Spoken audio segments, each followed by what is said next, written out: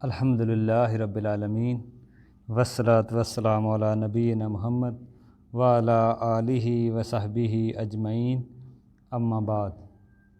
نکاح کے مسائل میں سب سے پہلی چیز یہ ہے کہ ہمارا جو نکاح ہے، شادی ہے، وہ سنت کے مطابق ہونی چاہیے۔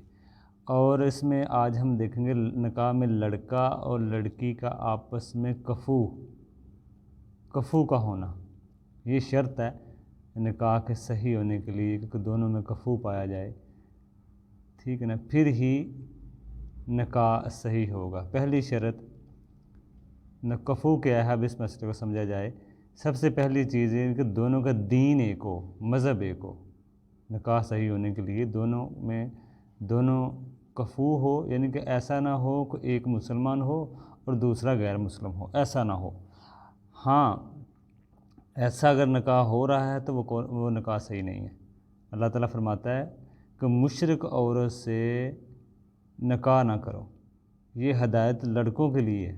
دوسرا مسلم لڑکیوں کے لیے بھی اس سلسلے میں ہے کہ اللہ تعالیٰ فرماتا ہے اپنی لڑکیوں کی شادی غیر مسلموں سے نہ کرو، اور اگر آپ شادی کرنا چاہتے ہیں تو اس مسئلے میں دونوں مسلمان ہونے چاہیے۔ کوئی مسلم لڑکا ہو، اگر مثال کے طور پہ اگر بیوی عیسائی ہو تو عورت سے مرد شادی کر سکتا ہے، کچھ شرطیں ہیں، جیسے کوئی لڑکا مسلمان ہے، لڑکی اہل کتاب ہے، عیسائی یہودی ہے، تو شادی کر سکتا ہے بشرطے کہ پاک دامن ہو، اہل کتاب میں سے اور پاک دامن ہو۔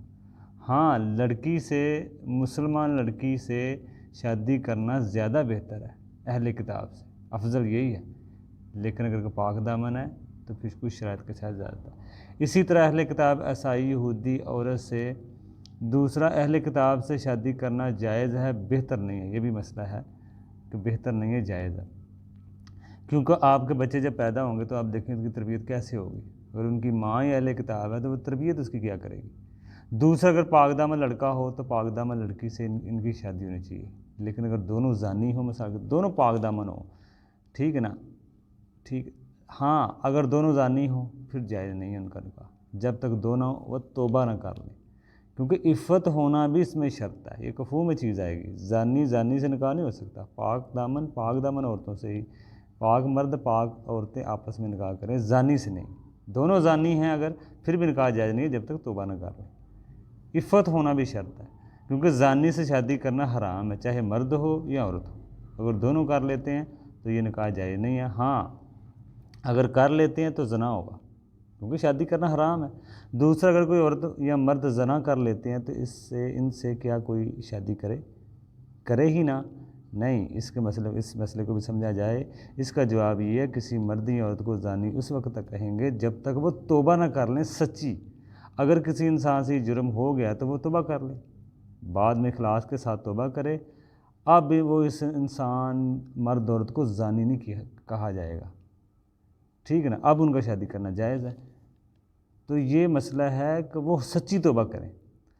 یہ مسئلہ آج کل فسق فجور والے دور میں بہت پیش آ رہا ہے۔ اگر کوئی مرد عورت زنا کر لیں بغیر سچی توبہ کے نکاح کر لیں تو وہ شادی نہیں ہوگی۔